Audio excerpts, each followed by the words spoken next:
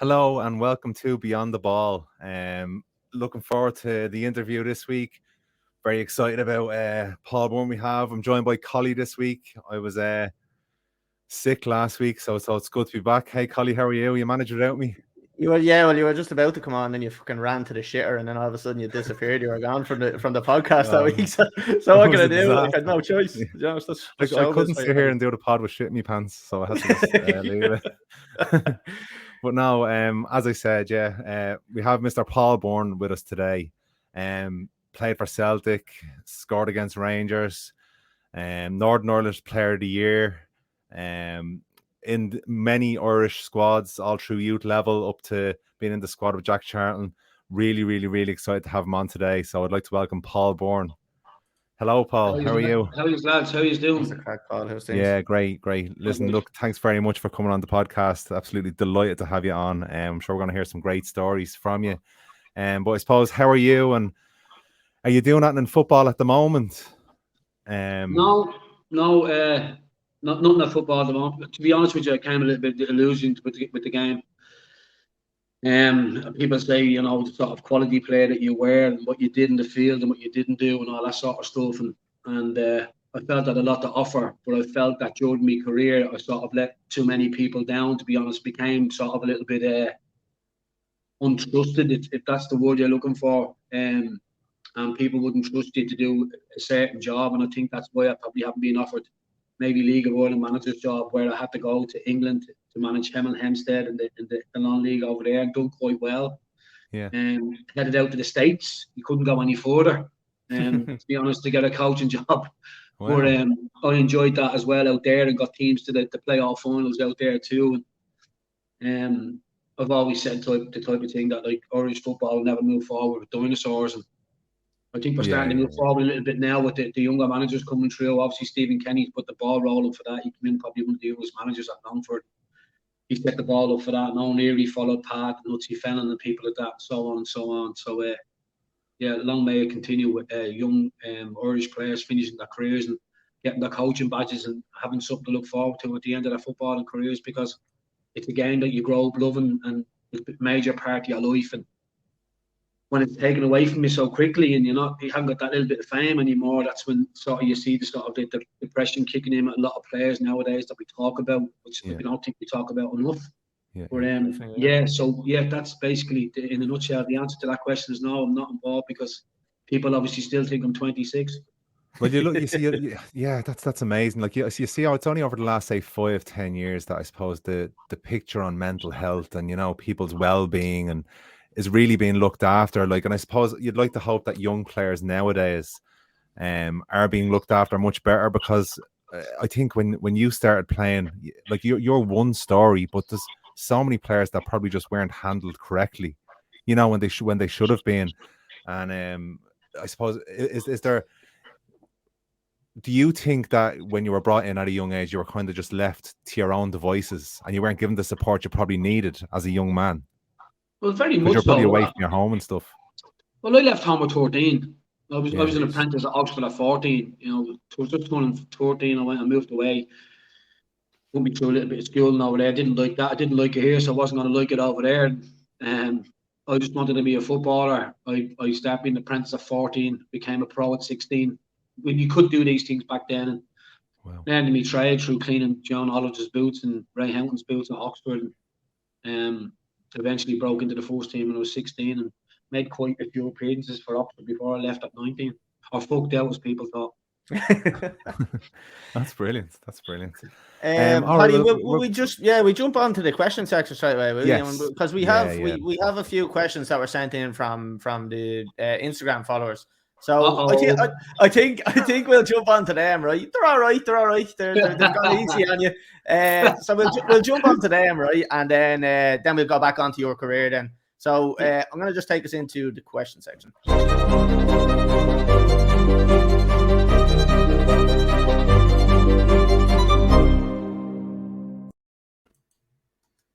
Hope you're impressed with the production value, Paul. Now everybody says it. Like, just waiting for that compliment. Top notch. Right, Soccer Ian better be nervous. Shitting themselves. You've already had a shit last week. You're up. Right, so we'll jump on to the first one. This is from Murray Martin 10. He's from one of the podcasts that we know, the Did You Hear show. So he said, how difficult was life after football? Again, we kind of just mentioned it there. The first few years out of the game must be tough. So how did you find it, Paul? Did you kind of, was it kind of you were sitting there going, right, what do I do now? And were you looking at so many different options, or did you just think, right, that's me wiped with football now? No, as I said to you earlier on, I was looking forward to it. I wasn't looking forward to returning because I returned very early. I started early and returned very early. Roamed around a few clubs towards the end. I knew it was coming to the end, and then you end up playing the likes of Kilkenny and games like that. And I just felt I knew it was coming to the end. But I felt then, finishing then, I felt there's still a lot to give. That I would have loved to be an assistant manager or go on to be a manager. And one of the main reasons why I didn't, because I felt at the time I got so many knockbacks that, people saying, oh, do your badges. And I've done up to me B license badge. And people say, oh, do your A and get your pro license. And I'd be saying to them, oh, why? For what? Yeah. Well, you need them to become a manager. Well, who's going to employ me? There was no point of wasting my 2 years of my time getting these badges if no one's only going to give you a sniff or even, even with the knowledge that with the managers I played under, players I played with, how I learned the game myself, to be able to go on, exciting to be able to go on and maybe teach young lads how to play the game in the same way, basically, taking street football to grassroots. And what I mean is, like, if I had a pound for every time someone said to me, a coach in Ireland when I was growing up, don't kick the ball with the outside of your foot. But I made a living out of that. I took corner kicks and free kicks with the outside of my right foot. So, obviously I didn't listen. I don't think I listened to many managers, but maybe that's what got me into trouble. I didn't dig too many arses and just didn't listen. But running to school with a ball, the old orange champion balls, hitting it off the pad outside the boot, 1-2, getting it back. You run back up the road the opposite way, you do it with the left foot. But, a lot of people say you couldn't kick with your left foot and you couldn't head, but I think I've done all right. I think you're looking at your career. I think you've proved them wrong, actually. Paddy, do you want to jump on to the next one? Yes. Okay. So this is from Grey Squirrel. If you could pick one coach from today to be coached by, who would it be, and who do you think would suit your style of play best? Ooh, now that's a good one. It's a tough one. You'd want to get a manager that likes footballers, basically, because I class myself as a footballer. I had good touch, good vision, good pass, could strike a ball. A lot of people say I wasn't the quickest, but if you're quick up here, it gives you that yard. Right. That was sort of my game. The manager, Genie. I would probably say Pep. I was thinking that as a baller, as part of a team like that, and looking at Grealish and stuff like that, I was maybe that type of player myself back in the day. Maybe a little 10 roll, little night runner roll going across the front, sitting behind in front of the midfield and in behind the front too. But Pep would be one, but one that really probably would bash me around a little bit. One of my own managers, Roddy Collins. He probably got the best out of me when I came home because I'd given up, and Roddy is Roddy as you all know, and he sort of like got it back into me and got the belief back into me and got the fire back in my belly through. And Roddy, admit this, he's not probably the best coach in the world, but as a motivator and as a man, and to make you feel that 10 foot tall, he really helped me. And with the ability that I had, was really extraordinary how he got the best out of me for the last few years. But Pep and Roddy. That's cool. Right. I'll jump on to the next one. Do you want to? Sorry, you have something else on that? No, just to follow on from that. Like, what type of manager did you react well to, and I suppose react poorly to? Like, did you like a disciplinarian, or would you have preferred somebody that just let you express yourself and do your own thing? Well, the thing was, Liam Brady bought me, and he let me express myself. Yeah. Lou McCarty came in then. He seen the ability, but he knew I needed to work on other things to get the best of my ability. If that makes sense. Yeah. So basically, the fitness he was getting me, had a nutritionist. He had me, doing all the right things. Had me doing the extra training. So he knew once he got me fit, I was a player. And to be honest, that really proved in the 2-3 years that I was with Celtic, because I was in the first team. Another little manager that helped me out when I first went there in the reserves, an old goalkeeper, Celtic goalkeeper, was a fellow called Frank Connor. Frank used to always say, "You're up that pitch, you Irish bastard, and break your jaw." You know. So when he said that, but he had the likes of Charlie Nichols and Frank McAvenny and all these players before, and he made them into Celtic greats, and they went on to better their careers. And to be fair, Frank took me under his wing a little bit, even though he didn't break my jaw, but he made me run. when you kind of look at like managers that have like done certain things with certain players, you kind of just have to trust the process, don't you? Like it's one of them things where you have to get the best out of him. Surely he can do the same for me, and you have to just believe it. Like, yeah, but I look at Sky Sports. I'm sure all my pals, Paul McNally, Tony Sheridan, Carl Wilson, all them boys. We're all looking at Sky Sports now, and I'm nearly sure, that they're looking at it and saying, "Fuck, there's certain players out there today that wouldn't lace their boots. If I only could have done this, or I should have done that." Yeah. And I think that's what you try and teach the kids nowadays. Do it now and don't regret it down the line. When you have an opportunity to be a professional footballer, do it right. We didn't get looked after, and this is not having a go at the FEI or the PFEI or whoever who's in charge of all this Blarney at the moment. Is like, we let people sell the players to England and agents make some money, but what have they got when they come back?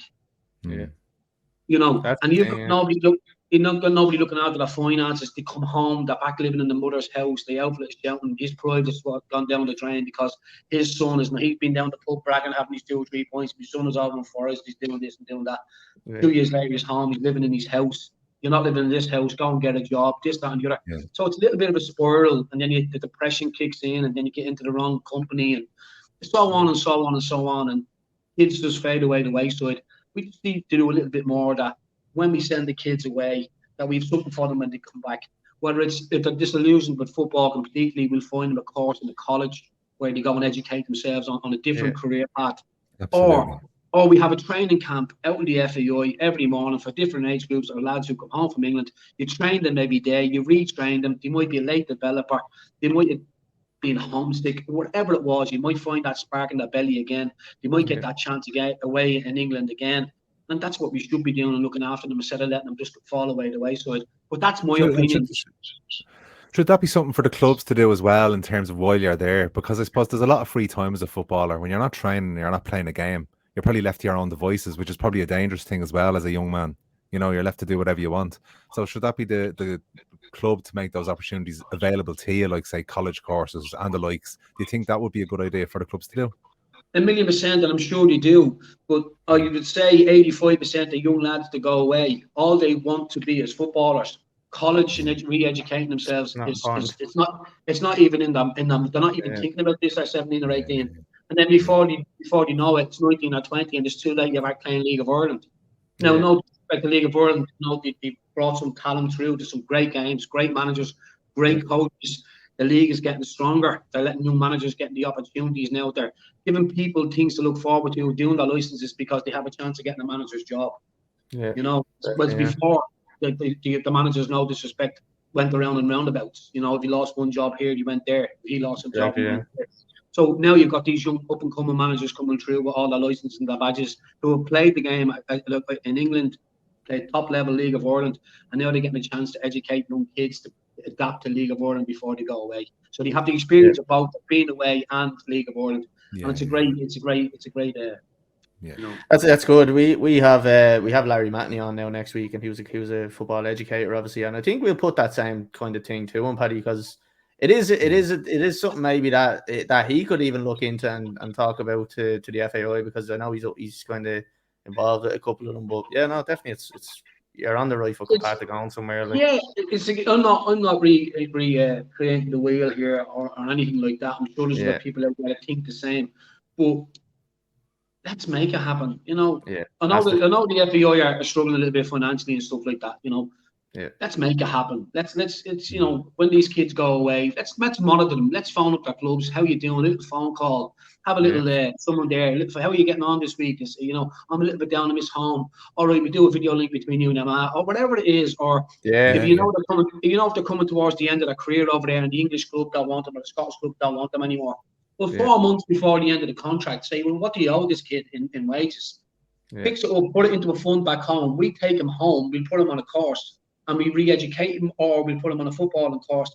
That few bob that the club own can go into a little course over here. Can maybe train for 6 months or something on that course. Probably pay the coach to coach them to get them back to where they want to really be, but when ready at that particular time. Yeah, absolutely. Perfect. Yeah, brilliant. Here, I'll jump on to the next one then. So, someone trying to stir the pot maybe here. JCon23. Was there any footballer or manager you never got on with and would always have arguments with? Them all. It was probably short there. Is there any that you did get on with? That's a smart question.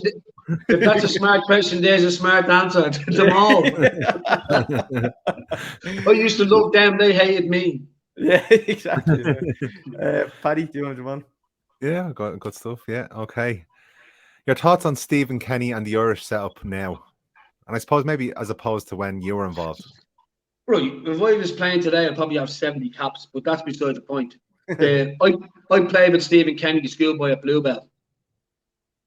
All right. Yeah. And he actually came on trial with me in Oxford. In Oxford, yeah. I heard that. But a lot of people say he came to keep me company, but that's not true. He actually did get a trial. But no, he's a great bloke. He's proven record in League of Ireland on the players, how he got the respect, the management he got underneath them, the nutritionists, the fitness coaches. He done the package. He done it right. He got the financial package from the club. They supported him. He put a good unit together, put a good team together. Even when they were successful, Stephen was able to control the players. Nobody ever sort of drifted out and thought they were bigger. When he had Richie Towell and all them lads, he kept them all together. That's a skill in itself. Stephen is doing a fantastic job in the Ireland team at the moment with the players that he has. It's not as if he has a checkbook there for 200 million. He can go out and pick what player he wants. Exactly. He's got to pick the players that's in front of him and pick the best team at the moment. Is it good enough at the moment? I don't think so. But will Stephen Kenny improve it and get there in the way that he wants? I think so. Yeah, I think it's we've always kind of highlighted on this podcast. Like at the very start, I'll be honest, I was a massive kind of I was a skeptic on whether his tactics would work for this team. But like you're starting to see good performances now, which is it's promising. Like, and you're seeing good players coming through. So you have to just it's like that whole thing. You have to trust the process. The last couple of games, even the performances against Portugal for me was more impressive than say the 3-0 win or whatever against fucking Luxembourg or whoever it was, Montenegro. No, it's the performances that I want to see against them big teams at a consistent level. But the thing that worries me at the moment is, look, if anyone knows me, they know I shoot from the hip, and basically what I think, Packy is back involved with the FEI at the moment. Packy Bonner is very good friends with Chris Hughton, so you can bet your bottom dollar that he'd be fighting every tooth and nail he can. Right. That if Stephen Kenny doesn't get it right, he'd be the one that'd be pushing Stephen to the left and bringing Chris in at the right. Yeah. That's my opinion. But that's just the person that he is. That's what he done on me.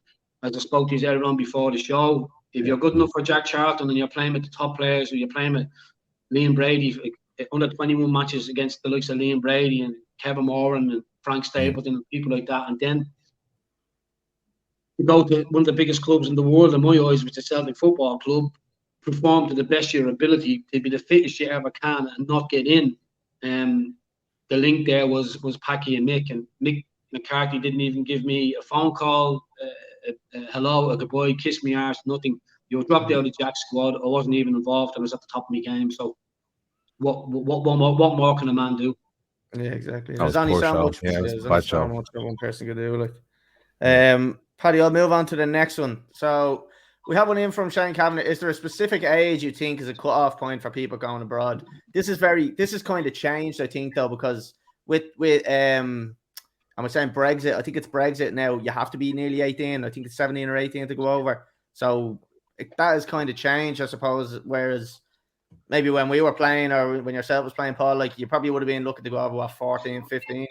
You would have wanted to be getting scouted at that stage anyway, wouldn't you? Like, yeah. Well, look, there's a couple of things I have on that point. Is that schoolboy football back then was producing.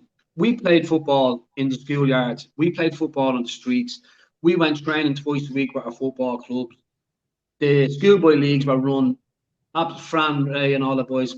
Fantastic leagues, every ages, every level, every standard.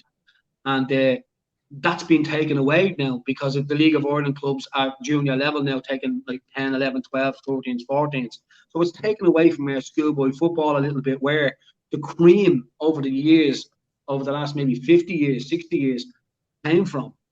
And now with play, and this is my opinion, is that these leagues are starting up now so the clubs can own these young kids, develop them the what way they want, and then they can sell them when they're 18. Now, the Brexit thing has a lot to do with it as well, but it's now that the League of Ireland clubs have the kids now from 9, 10, 11, 12, 14, bring them up to the age of 18 and then sell them off to put the money back into a League of Ireland instead of going back into the schoolboy pots, which I find a little bit sad, really. You know, maybe it's the way forward. I don't know. Professionally, to try and make League of Ireland better, but we're leaving the roots, the grassroots behind a little bit.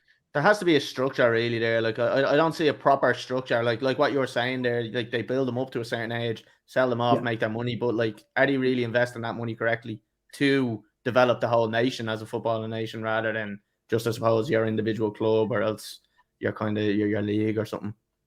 Well, you're not looking after the nation. You're looking after your own club to make your own club in domestic football. I think what the whole thing about it was is trying to make the domestic football stronger. Yeah. Which is the League of Ireland. And I'm not taking anything away from League of Ireland. I'm not taking away from any, clubs. What they're trying to do is school level. Bohemians, my old club, are doing a fantastic job. They're football in the community. It's all great. I'm just saying it's very sad what's being left behind, which is the genuine schoolboy football where we came from. Yeah. Yeah. Paddy, do you want to jump on to the next one there? Yeah, this is the last one now. I suppose it's one from ourselves. We'll be doing this to every guest that comes on. More of a lighthearted one, but if your house was on fire and you had to run and grab 2 things from your career, what would they be and why? 2 things would be me. Well, I've got loads of caps now, you know that though, so I probably wouldn't be able to carry them all out, you know what I mean? One could be a briefcase of caps then. Well, I'd probably take the Celtic and Rangers jersey, the number 7 jersey that I wore against Rangers at Ibrox and scored the equaliser with the outside in my boot. Would probably be one of the jerseys that I'd grab. I wouldn't be quick enough to grab anything else. That's all. That's where it's bed. The second thing, I can only use one. You know what I mean? I can't. Wouldn't get me little brain. Wouldn't get me around. I'll just grab one thing and run. Grab a jacket on the way out or something. Keep you warm. Yeah, I'd already have that on. Yeah, exactly. Yeah. Right, I suppose we'll jump off the question section, Paddy. We'll just go back to the normal thing. So you want to jump in on your so I suppose you've played with an awful lot of clubs. For you, what was the best part of your career? What was the best club you were at, or even international level? Where did you feel most comfortable as a footballer, enjoy yourself the most? Well, do you know, I actually loved my time at Oxford. Right. It's where I learned my trade. You know, I was playing football with Steve Foster. We used to wear the headband. We played in the cup final for Brighton against Manchester United. I was playing with the likes of Steve Foster and stuff like that. I was a bit too young for Ray and John. They were there before me, but even though I was at a young age, I was cleaning their boots. Oxford put a foundation in for me, and I went on to play a right few games for Oxford, and I loved it. And it gave me that appetite to want to be a footballer, playing in front of decent crowds at 16 in the first team, and I was playing against Newcastle, and I was playing against Spurs and Arsenal when I was a young lad. Things I used to watch on Match of the Day with my dad, and all of a sudden then I'm part on Match of the Day on a Saturday night. People coming home to the pub having the ham sandwiches and watching. Yeah, that's crazy. So it was great for me to look at it and then be part of it. But yeah, I was very young, and as I said to you, a lot of my trade was laying on the streets. Good friends, Mark O'Neill, went away. Mark Reid went to Huddersfield. Alan McCann went to Brighton. We had a lot of players on our street, on one road. A lot of players that actually developed together and actually went away, and it was good times as a kid. And going to Oxford, then I went to Arsenal, and I was playing with the likes of Paul Merson, Ray Parlour, David Hilliard, Anders Limpard. Smith, everyone who was injured coming down, dropping out of the first team into the reserves, and I was getting better and better all the time because I was playing with better players. Yeah, you learn from what you're playing with, nearly, don't you? Like, yeah, you know, I was people say I was a baller, you know, and I used to love playing with people that could read you the way you could play the game. Like if you flicked one around the corner, you knew that once you flicked around the corner and volleyed it was going to be late. Yeah, you're going to get it back, and you could make things happen then. Yeah. And I used to love that. And then I came home. I could have went to Northampton Town with Theo Foley. Theo came into the story afterwards. He ended up being Ronnie Whelan's assistant manager. He's dead now, God rest him. Theo, he asked me to go to Northampton, and I felt, you know, I was away since I was 13. I'd like to go home a little bit and experience life at home a little bit. I did, and I signed for a club up in the north called Bangor. A fella called Jimmy Jackson from Belgrade, over in Butchie Park there. And Jimmy says to me, look, you know, I think I have a little club for you. I think you really like it up there. And I went, and he took me under the wing. And in that year, I finished top goal scorer for the club. I think I got 23 goals that year. The awards then at the end of that season, the Writers Junior, the Writers Senior, the Players Junior, Players Senior. Wow. And I scored the winning goal in the Bassers Cup final. Georgie Best gave me trophies on the night, which was a good night, by the way. Totally unreal. Wow. So, and then I signed a 2.5-year deal. Did you have a drink with him? Yeah, I couldn't keep up with him, but I gave it a good go. I'm still here. But, to make it worse, the next day he brought me to a little place in across from the train station, and I ended up meeting Alex Higgins. So it was me, him, and Alex Higgins in the pub. I still had my tuxedo on. I was at the losing half my trophies. But yeah, so yeah, but I ended up winning all those awards. It's never been done before, and never be done again because they don't do those awards anymore. And I signed a 2.5-year deal at Celtic, and it's a fantastic time coming from, you know, getting a second chance from Oxford, and then signing for one of the biggest clubs in the world of my eyes. When I say in the world, because it's a Celtic family, and they still welcome me open arms. We play a lot of, you know, charity matches. I've been traveling away there before. You played in the Masters, didn't you? Yeah, and then I was away in Thailand and away in Philadelphia with them. You know, going to the Celtic supporters clubs, Q&As, myself and Alan Thompson, John Hartson, and I'm in Alan Thompson's book. He's just wrote a book there, and we've done a page on that. And just be part of it. And if I didn't score that goal against Rangers, I wouldn't have any part of it at all, because I would have been the forgotten man. But because that goal was scored against Rangers, people will always remember you. Yeah, they'll always remember you for that. No matter where you go in the world, you meet you're immortal now. Yeah, well, yeah. Something like that, yeah. Yeah. Really, it's great. It's great. It's great. I just want to ask you, like, so obviously, like, you went to Celtic, and look, obviously the old firms are, in my eyes, probably the biggest rivalry in football. Like, how does it feel playing them games? Like what is the feeling that you get before you're sitting in the dressing room before the game, your manager's hyping you up? Surely you're just working on pure adrenaline there, like, before that game, are you? Like, yeah, you know, and I was hitting sort of like the people in Glasgow, Tommy Burns, Frank Connor, and Neil McCarthy. They always played me in the Celtic Rangers games because I played in 8 of them. I scored twice, and I won 2 man of the matches in that short period against Rangers. So they thought I was the player for the big occasion, and in big games, Sporting Lisbon in Europe and stuff like that, they always seemed to pull me out and play me in those games because I was sort of fearless. And in my eyes, I know we were having a bad time, and I said this before we come on air, it made me a little bit selfish from my point of view, but I was loving it, even though the club were struggling, because I was a young lad coming from Dublin that, you know, living the dream. Living the dream, yeah, exactly. Yeah, living the dream, and probably a little bit selfish, but, you know, I got the runners-up League Cup medal, and I got a Scottish Cup medal, and at the end of that year, I sort of knew that, and don't forget, when you're at Celtic at times like that, you know, fans are scrutinising on and off the field, everything that you do, you know, making a silly mistake on the pitch, you know, you're a numpty, get him off, he's not Celtic class. But a couple of years on from that, when they're winning, you know, three leagues in the bounce and Scottish Cups and stuff like that, players are making mistakes, but they're getting away with it because they're winning trophies, they're winning games, and the mistakes don't matter. Yeah, but I just couldn't seem to get away from that. The club couldn't seem to get away from that. We were finishing second or third or fourth, maybe fifth sometimes in the league from Rangers. And it was a bad time. I think it's only in later in life that people actually realised in the 2.5 years I gave me all. I did what I did against Rangers. and I did what I did at a bad time. And they're starting to appreciate me now a little bit and bring me to the Q&As and asking what was it like in them days to play. And you know, so and it's good and it's great to be part of. Bit more respect, really, like, you know. Yeah. And it's like what you say. Like what you say, you know, what do you do after football? And these people have kept me going. People, you know, when you're really down and you're having these doubts about yourself, about coulda, shoulda, woulda type of things, and then obviously you bump into a Celtic fan. He's like, "Oh, they're putting stuff up on your Facebook page, and oh, you know, all like wee man." And it was the first time I was called wee man, by the way. Just used to call me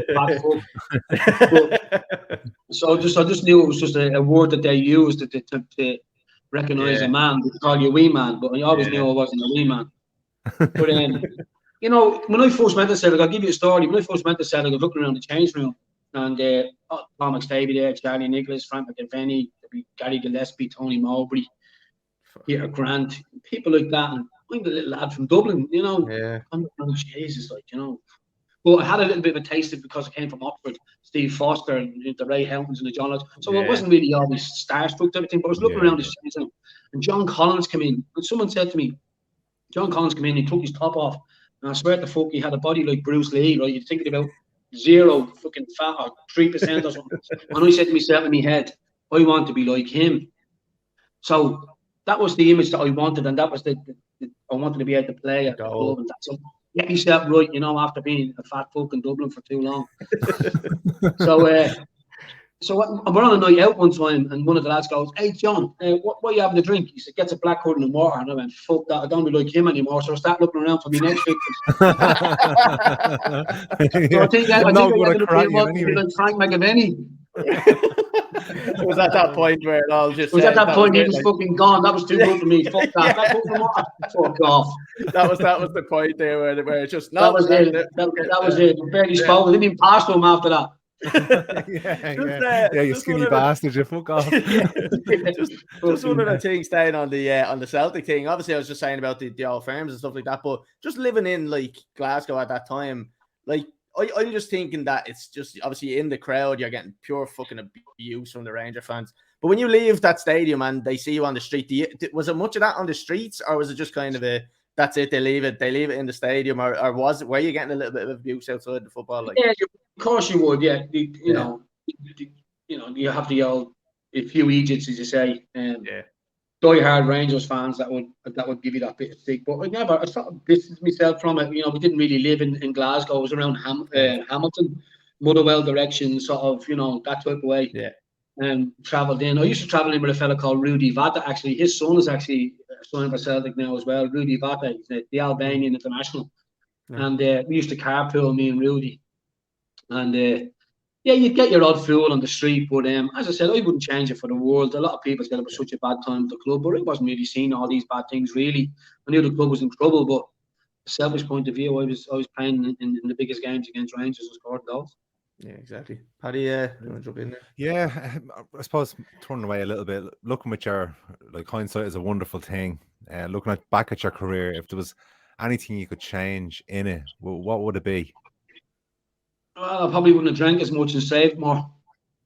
Yeah. Really? Okay. All right. You know, as you said, as you hit at the start of the show there, you know, if you had people there to look after you properly, things could have been a lot different. But I think the biggest kick in the bollocks was as I said to you as before, and I'll bring it up because it's a bitter pill to swallow, is the Mick McCarthy thing. You know, and then it used to make me sick. Now, Mick's a great man. Mick sticks, Mick's down. I used to say, "Oh, fuck off." You know, Mick dissed me bollocks because I was so bitter and disappointed that he didn't give me that chance.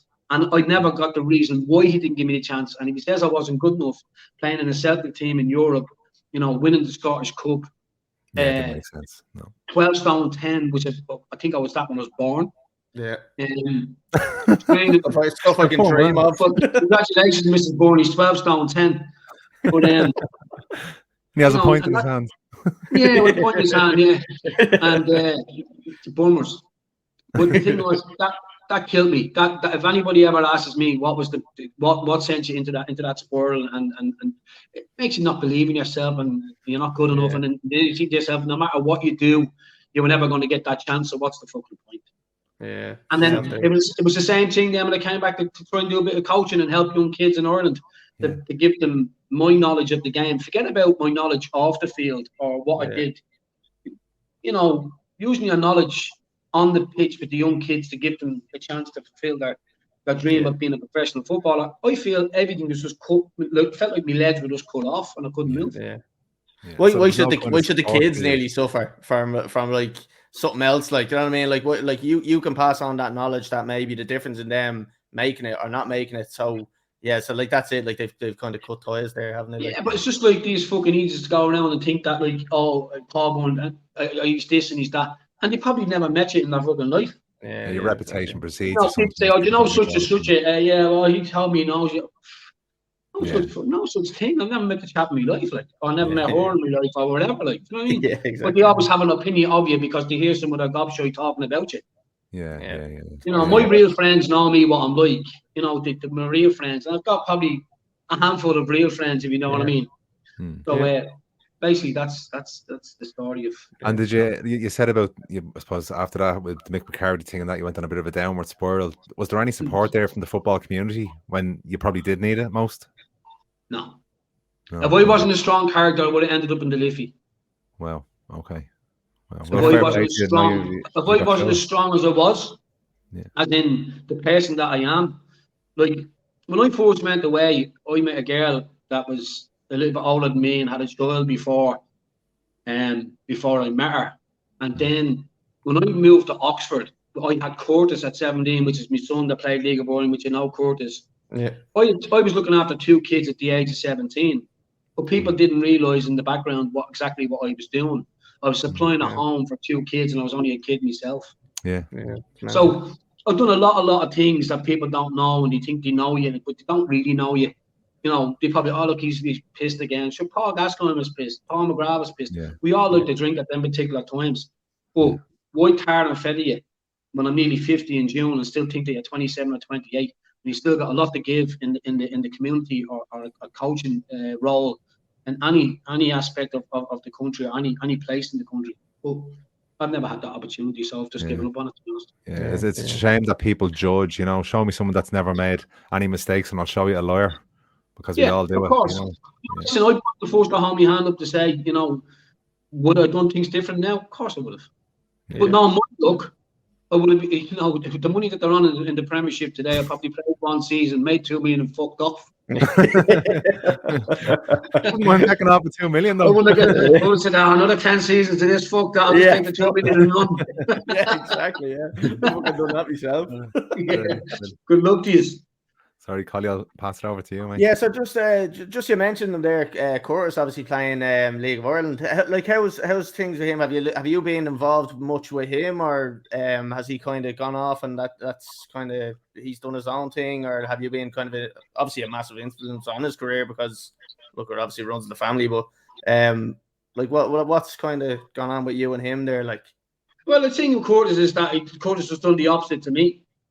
Oh yeah, fair play, yeah. Total opposite, you know, and he's always had his own mind on where he wants to go and what he wants to do. I felt was a little bit fair during the League of Ireland, his League of Ireland career, really, because you have a lot of people out there that judge him on me, and which is very unfair a little bit because people would have said like, oh, he's not as good as you or whatever. But I never really got involved in Curtis's career. He'd ask me for a bit of advice, what do you think, or things like that, and I'd say, I would never go and say, hey, you should have done this, or go to games. I watch games on the telly or whatever, and I'll be kicking every ball, saying, oh, you should have done that pass or whatever, and then he just comes out with a wonder goal, like a half volley from 35 yards, or you know, and he's to be fair to him, he's done really well in League of Ireland. And he hasn't got I don't think he's got the respect that he should have got from certain clubs. He finished top goal scorer at Bohs. He didn't get a new contract. Finished top goal scorer at Pats. Didn't get a new contract. Went to Dundalk, done quite well. And now he's got a full-time job. He's got his own family. And he's playing. He's just signed for Bray, Cabinteely now under Pat Devlin. And he's enjoying his football. And you can see that he's out there expressing himself. No pressure. There's none of this, oh, am I going to play this week? Am I going to play this week? He's going out. He's giving 100%. And he's enjoying his football. And the only way to play and be successful is if you're happy playing football. and enjoying yourself and enjoying the game. Coming off benches in the Celtic or in the League of Ireland top league, getting 15 minutes, going out and playing 25 minutes in the reserve. It's a lot of bollocks. Just you want to play at the highest level for as long as you can and play as many games as you can. Yeah, exactly. So jumping off that, right, going back onto yourself. So obviously you actually had a decent spell at Southend. Ronnie Whelan, was it Ronnie Whelan that signed you? Yeah, when you look at my career pattern, Mark Lawrence managed me at Oxford. Yeah. You had Liam Brady that brought me to Celtic. Yeah. You had Ronnie Collins. You had Ronnie Whelan that brought me to Southend. Yeah. So I had a little Irish connection there along the way. So the boys obviously seen me training with them in the under-21s and being involved in the Ireland squads like the likes of Ronnie, and brought me to Southend. And had great times at Southend. We Mike Marsh there as well. I came from Liverpool, Galatasaray. With good players. We done really well in our 4th season under Ronnie. Then we lost a couple of players, a couple of injuries, and got relegated the year after. And I was thinking to myself, I don't really want to be here going down the leagues. So I decided to come home and play League of Ireland. So you went to Bohs and then you came back to Bohs. So did you feel like you had a certain connection with Bohs? Was Bohs your, like, would that be the team you consider your team? Like, because you made the return to them. So like, what was the connection there with them? But look, I was born and bred in Bluebell in Chicor, and Pats is my hometown for years, and I was at Bohs and done really well at Bohs. And then Roddy didn't renew my contract at the end of 1 year. We had a bit of a disagreement towards the end of the cup final. We played at Talga Park. It was a draw. We lost 1-0 to Bohs. Shells, Nutty Fenlon got the winner. I think after that game, things were never the same between me and Roddy, and he basically didn't renew my contract the following season. So we ended up going to Philadelphia and playing in the MLS for the Hershey Wildcats. I was playing in the heat out there, 30, 40, 45, 50 degrees, 1 o'clock in the afternoon, sweating your bollocks off. I come back like Bobby Sands. And so I signed for Pats.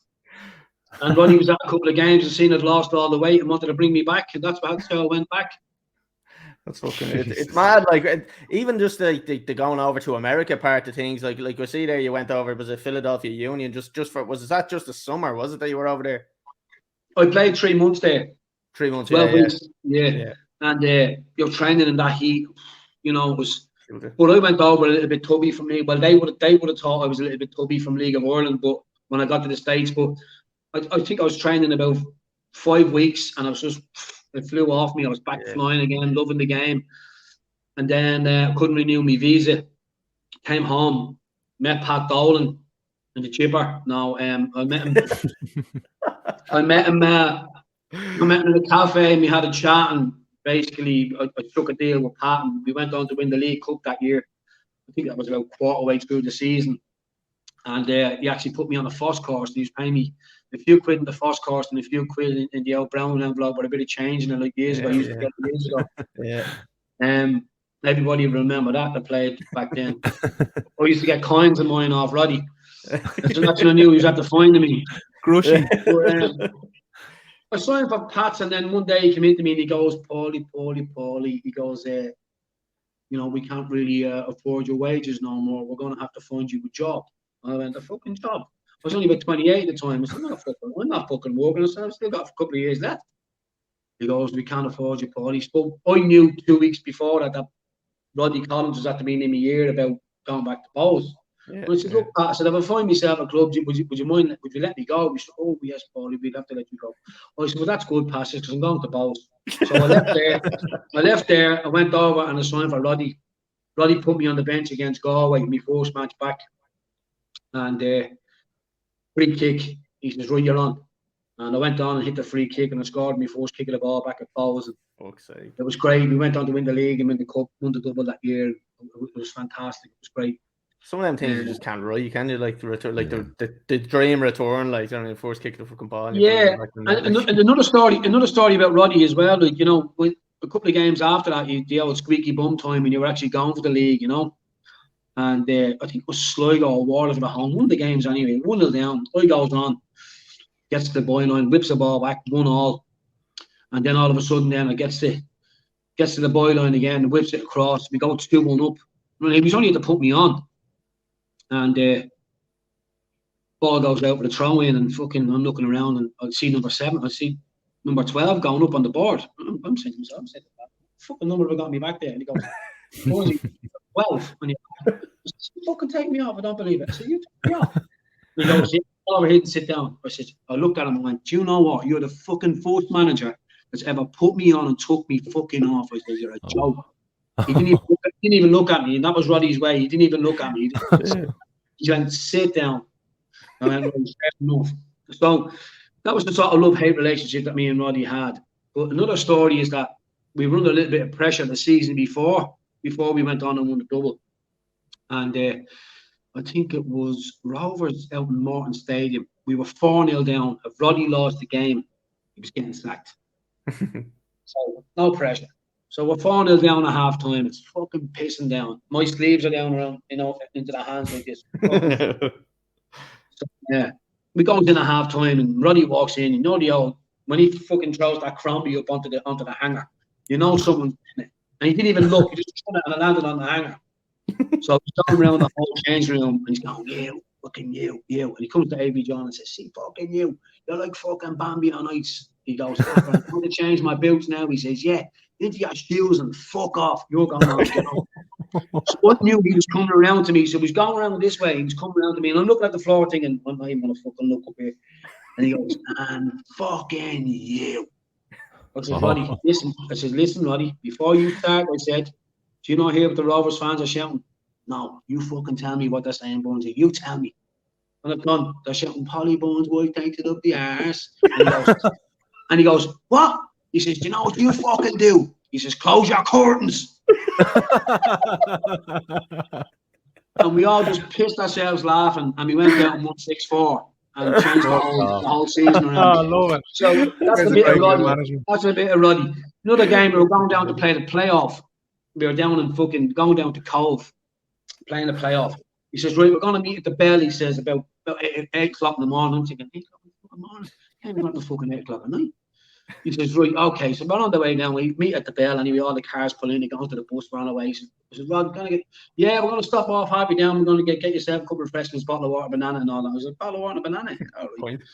So all of a sudden, he goes into the queue, I'm in the queue, fucking the deli is there, and I walks over to the deli, I said to him, excuse me, look, give us a breakfast roll there, give us 2 rashers, 2 sausages, black and white pudding, bit of red sauce, please, and an egg. So next of all, I got a tip on my shoulder, I'm looking around, he goes, who's that for? I said, it's for me. He says, there is. He says, there is. Bollocks, he says, you want a match? He said, at 8 o'clock tonight. I said, Rod, the game's at 8 o'clock, man, that'd be well gone. He says, get the fuck. He says, seen him in the middle of the shop in the garage. But you know what? You can fucking pay for the fuck off then. So he grabs it. Oh, everybody's back on the bus. He gives the roll to the bus driver, right? So the bus driver's he's happy as fucking Larry eating my fucking roll, by the way. He goes to the fucking into Cove, and the bollocks is still, he's taking his last bite out of the roll. It was like a Vienna roll he was after giving him. He was still eating it all the way down. that was just Roddy. That was just Roddy. And, the characters like that are gone out of the game now, Yeah, it is it's a very kind of I suppose it's a generational thing. It's a very kind of sheltered the players are very sheltered now. Like they're not subject to any of that type of shit. Like it's just they can't accept it. I don't think you can speak to players the way that they used to. Like well, my opinion on that is that in my day you drank whenever you want. I mean some wonderful top class players. Yeah. Now you're robotic. Yeah. And some of the players who are not technically good enough are super fit. Yeah. Getting away with it because they've been looked after nutrition wise and all that. One of the skills was the players that I was, or Tony Sheridan, or other players that Nutchy Fellon, or all those boys, Paulo Zam and all that. Yeah. But if we had their physiques when we were playing and fit as they are today, we could have been anything, But they're the two for the times, and you know what? Good luck to the lads today, and I really, really enjoy watching some of the games and getting involved for it. You see, there's so much invested in them now. There's so much money in it. It's unreal. Full-time job. And not only that, you got to give the fans the entertainment for the money. They're going out working 5-6 days a week, they're buying season tickets and all that. And you feel now that you owe it to these people that are paying these, through the councils and stuff like that, to pay your wages, and you feel that you owe them. And as I said, good luck to them. Yeah, absolutely. I just want to jump back to Ireland for a minute, because I suppose when you were in the squad with Jack Charlton in this country, it was green, white, and orange everywhere. It was Ireland mania. It was probably for international football, for the country. I suppose it lifted us up because it's probably all we had back then. You know what I mean? What was it like for you and your family back then to be involved in that? I know you have a bitter taste with how you were treated in the Irish squad, but for your family, it must have been a very proud moment to even be involved with the Irish squad back then. Yeah, it was great. It was great for me, and I was involved right up to the only thing I didn't do with the World Cup was going on the plane. When I was singing in the give her a lash, Jack, give her a lash. We were up at the Guinness Club, up in the Guinness grounds recording that. Like, part of that, I was on all the Centra coins and stuff. Like, you go in and buy fucking tenner petrol, and you got my fucking face on a coin, like, that type of thing. So, part of all of that, the big build up to the whole lot, and part of the 8 or 9 months leading up to the World Cup and stuff. And I was disappointed that I didn't go a little bit. You had Gary Kelly in the squad then, you Jason McAteer bursting through, you had Phil Babb bursting through, On Coyle, a few players like that were bursting through. And I was a little bit disappointed. Then I wasn't, and I had in my head, right, I'm actually getting a taste for this. This is what I want. I want to make my debut for my country. I want to complete this 15, 16, 17, 18 youths, 21s, 23s, and get a full international cap. Yeah. And so I'm going to do it. I will do it. When Jack finishes, I think he had said he was going to finish after that World Cup. I'm not too sure. I could be wrong, but I think Mick McCarthy came in after it. And then not even a... nothing. Not even a friendly to say, come and have a game. And obviously, you just missed out. You're disappointed. You just missed out on the World Cup. But you can show me how much you really want it. I was prepared and I had in my head to do all of that. And never came. Yeah. And what was Jack like, and I suppose the squad of players that you were playing with at the time? Were they a good group to be around? Well, like the likes of Davy Lanyon, I would have known from Oxford, and Ray Houghton and John Aldridge. I would have known them lads from cleaning their boots over in Oxford since I was 13. So they were part of the senior squad. I was part of the 21s. Yeah. And once I broke into the first team squad, then you had Roy there. So I came through all the youth development games with Roy Keane and stuff like that. And and then obviously the younger players that were breaking through into the squad, Gary Kelly and stuff like that, we all had something common. We're all from Ireland. We're going away across the water, got chatting, became good friends and stuff like that. And it really gave me hope, gave me something to really look forward to and focus. And then when I didn't get picked, I even said to myself in my own head, why even put the effort into to play for Celtic or even want to play the game if you're not going to want to achieve the biggest goal in your life, in your career, is to represent your country. Yeah. It's kind of I have to say, I know we talked about earlier about hindsight and things you've changed and all. Looking at your career before you came on the podcast today, I have to say, like, there's players that bite your left arm off, or to give you the left arm to have, the career that you've had and some of the achievements you've had. So I have to say, fair play to you. Like, you're delighted to have you on, and you've really had a good career and some great stories as well. Colly, on to you, mate. Yeah, just we're coming up towards the hour mark there, Paul. So we're kind of starting to wrap up now at the moment, but we do have a few quickfire questions that usually we'd throw out. So we just keep them short and sweet. You can go into if you have any good stories or anything like that related to any of the questions. You can jump into it. There's no problem. We're not in any rush anyway. But Paddy, you have the questions there as well, do you? Yes. Okay, right. So look, we'll do a round robin. I'll start off first there. I'll throw the first one out, and then Paddy will jump on to the next one then, right? So I have best player you've played with and against. Well, obviously one of the best players I played with would be Paul McVeigh, the maestro at Glasgow Celtic Football Club. Just as a man, as a player, as a leader, what he meant at Celtic Football Club, and put me under his wing, and Yeah, I would say Paul McStay the best player I've probably ever played with. And against Gaza. Who was that? Who was the player that like would he? Who would be the one player that you said to yourself, oh, fuck's sake, not him, and again, like you're coming up against him, like? Well, I'll tell you now. In the Celtic and Rangers match in the derby, I was on the right and Brian Laudrup was on the left, and I fucking dreaded him. Oh, fucking what player? Because he would turn you inside, and you go one way. I think I fucking lost 2 kneecaps in them games. I think he turned me inside out that much. I thought it was a fucking tea bag. Yeah.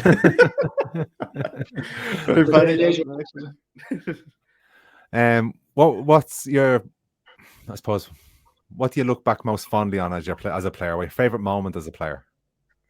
Well, representing my country at the levels that I did, scoring the goal for Celtic and Rangers and giving joy to the Celtic fans, which I still owe them a lot today. Yeah. And just the family and friends that I have around me, and for me, that was staying strong when I did and when I really needed to, and coming out the other end of it without any help says a lot. I'm not everybody's cup of tea. I don't want to be everybody's cup of tea. But if anybody ever needs to talk about mental health or wants me to do a couple of training sessions or coaching sessions for kids, I talk to the kids. I'm always free. Don't be afraid to hold back and ask me, because if I can do it, I'll do everything I can to help anybody achieve their dreams. Fair play. I'd say we'll probably fucking clip that and throw it up onto the Instagram page just so we can get that, just if anyone has missed it as well. So fair play for that one. Best manager you've had? Ooh. I've had a few, you know. The tough one, yeah. I was just gonna say, you've had a few good ones, like. I've had more clubs than Jack Nicklaus, as they say. Best manager I probably would have had would have been Liam Brady. Yeah. You know, I lived with Liam for 6 months, lads. That was part of the deal. I had to live with him for 6 months to lose all my weight. Right. He'd be sitting there eating chips and I'd be eating salads. He must be a bad cook, is he? Well, I won't say that because his wife done all the cooking. I don't know what she can cook. I can't cook because I always got fucking salads anyway. We was out with the rabbits out the back, huh? I thought I was living in a hut. Okay, so the biggest joker you know in football. When you're so yourself. Yeah. Look, I've met a few, you know, like the Paul Mason at Arsenal would have been, Gaza would have been another one, Ali McCoist, Frank McAvenny. Actually, if you ever met Frank, you'd love it. He's a dream. He's a dream. Yeah. He's a top man. He's a dream. Great fella. John Harton, great fella. Comes to see me over here regularly. Maybe not just to see me. He comes over to do a few games for Premier Sports, and he's throw a call in, want to be up and stuff. But he still makes the call, and you know, look, the way I look at it is, if I'm good enough to be around people like that, good company. So what more do you need? Exactly. Absolutely. Well, look, John Hartson's not where we are if he wants to come on the podcast. I can speak to John. Come here, and he is open to things like that. And I would speak to John. I was meant to, you know, see him this Saturday. I won't see him this Saturday. He's coming off to the United game at Premier Sport, but I will speak to him on the phone. I will mention it to him. I'll ask Alan Thompson. He's trying to get his book out there at the moment as well. He might come on and talk about his book. 100%, I'll pop the question to some of the lads. And if you do, I'll throw them your way. Deadly, yeah, sounds good. Right, our last question of the quickfire, and it's a controversial one. I don't know whether you're going to give me a straight answer on this one. Messi or Ronaldo? Ronaldo. Come on. Ooh, controversial. Ronaldo. I'm Messi. He's Ronaldo. So who do you support actually, or do you support? But you know what? I think it's very unfair that we had the two of them in the times that we are in. Yeah. You know, you had Pele, you had Maradona. You know, in separate times. You know, you Georgie Best. And then all of a sudden, we coming up against these two wonderful, like we're talking about the Beppes and all these people lacing they wouldn't lace these boys' boots, and they're talking, you know, Neymar and all these people. No, they don't come near to these two boys. No, but we're privileged to have seen what these two lads can do on the field. Yeah, that's unbelievable. Yeah, right. Well, look, Paul, we've landed on our hour mark there, so I want to say a massive thanks on behalf of myself and Paddy for coming on. It's been a pleasure talking to you. It's fucking really good stories there. So really appreciate you coming on. So cheers for coming on, all right? No problem, boys. And anytime. And you know what? Good show. Thanks very much. Cheers. Paul, right, so you can just hang on there for a sec, Paul, and we'll get us off this bullshit now that we're coming to the end of it. So look, I just want to say thanks to everybody that is watching. If you are watching on YouTube, Facebook, Twitter, wherever you're watching, make sure you follow us, make sure you subscribe, share it with your friends, because again, just get the word around. So we'll be back again next week. We have Larry Matney on Tuesday, and we may be having a podcast on Thursday as well with Shane McFall, who's played all over the world. So there's some good stuff to come in the next couple of weeks anyway. So thanks everyone for watching, and we will see you again next week.